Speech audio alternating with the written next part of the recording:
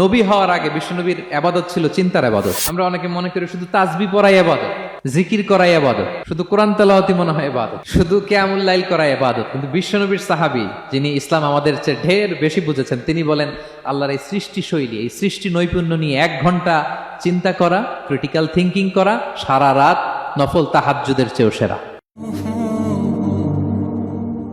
সূরা আলে ইমরানের 190 নম্বর আয়াতে আল্লাহ তাআলা বলেছেন, যারা আকাশ বাতাস পৃথিবী সৃষ্টি নিয়ে চিন্তা করে এবং সর্ব অবস্থায় আল্লাহ তাআলার জিকির করে, ওয়ায়াতাফাক্কারুনা ফি খালকিস সামাওয়াতি ওয়াল আরদ, এবং তারা তাফাক্কুর করে, ক্রিটিক্যাল থিঙ্কিং করে, এবং তারা বলে মা খালাকতা হাযা বাতিলা, হে আল্লাহ তুমি অনর্থক কিছু সৃষ্টি করো নাই। মনে রাখবেন, এই পৃথিবীতে আল্লাহ তাআলা অনর্থক কোনো কিছু সৃষ্টি করে নাই, করেছে? যেটাই সৃষ্টি করেছে এটা এর মধ্যে মানব কল্যাণ আছে না নাই? আল্লাহ তাআলা আমাদের জন্য কল্যাণ রেখেছেন। এবং এই আয়াত যখন নাজিল হল, বিষ্ণু ঈসা ইসলাম বললেন, ওয়াইলুন লিমান কারাআহা ওয়া লাম ইয়াতাফাক্কার ফিহা, ধ্বংস তাদের জন্য যারা এই আয়াত তেলাওয়াত করে কিন্তু এই আয়াত নিয়ে চিন্তা করে না, গবেষণা করে না। এবং কোরআনের বিভিন্ন আয়াতে আল্লাহ তাআলা বিষ্ণুনবীকে বলেছেন, নবী হে, আপনি আপনার উম্মতদেরকে নবীদের ঘটনা শোনান। কোরআনের 3 ভাগের 1 ভাগ হচ্ছে ঘটনা। পুরো কোরআনের 3 ভাগের 1 ভাগ কি? ঘটনা, স্টোরি টেলিং। কারণ গল্প মানুষের মনে দাগ কাটে। আল্লাহ তাআলা বলেছেন, ফাকসুসিল কসাসা লাআল্লাহুম ইয়াতাফাক্কারুন, নবী হ্যাঁ আপনি তাদেরকে কিচ্ছা শোনান, ঘটনা শোনান, নবীদের কাহিনী শোনান, লাআল্লাহুম ইয়াতাফাক্কারুন, যাতে করে তারা ক্রিটিক্যাল থিঙ্কিং করে। তারা লূত আলাইহিস সালামের কওমের ঘটনা যখন শুনে যে আল্লাহ তাআলা আপসাইড ডাউন করে দিয়েছিলেন, তারা যখন কওমে আদের ঘটনা শুনে, কওমে সামুদের ঘটনা শুনে, তারা যেন চিন্তাশীল হয়। এবং বিশ্বনবীর সাহাবী আবু দারদা রাদিয়াল্লাহু তাআলা আনহু, উনি বলতেন, তাফাক্কুরু সাআতিন খায়রুন মিন কিয়ামিল লাইলা, 1 ঘন্টা কেউ যদি আল্লাহর সৃষ্টি নিয়ে চিন্তা করে, সেটা সারা রাত তাহাজ্জুদের সালাত অফার করার চেয়ে উত্তম।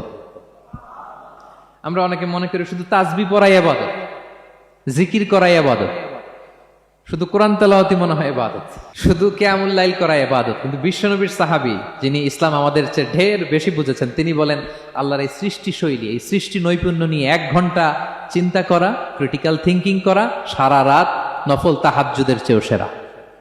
এবার বলেন, আমাদের চিন্তা করার দরকার আছে না নাই? ব্রেনটা খাটাবেন তো? এই যে যারা কনভার্টেড মুসলিম হয়, এরা কিন্তু অনেক চিন্তা ফিকির করে, নিজের সাথে নিজে বোঝাপড়া করে, ক্রিটিক্যাল থিঙ্কিং করে, তাদের অ্যানালজি কাজে লাগিয়ে, আল্লাহর দেয়া ব্রেনকে কাজে লাগিয়ে এরপরে শাহাদা পাঠ করে, এমনি এমনি না।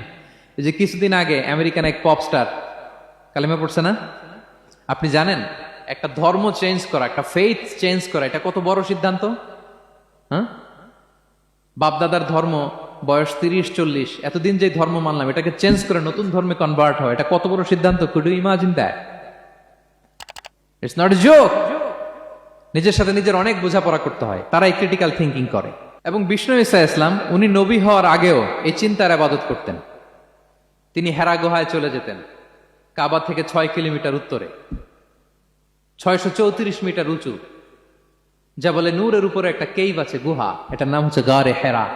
ওখানে বসে বসে তিনি এই চিন্তা করতেন। তার মানে নবী হওয়ার আগে বিশ্বনবীর ইবাদত ছিল চিন্তার ইবাদত। নবী হিসেবে অ্যাসাইন্ড হওয়ার আগে বিশ্বনবীর ইবাদত কি ছিল বলেন তো? নামাজ পড়া, কোরআন তেলাওয়াত করা।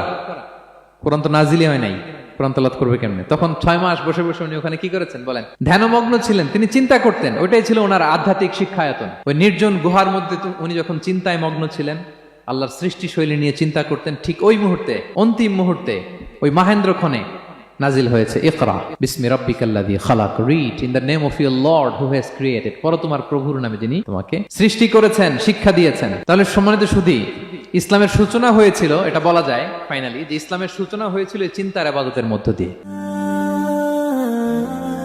Be a part of our vision. Do listen and share the khair.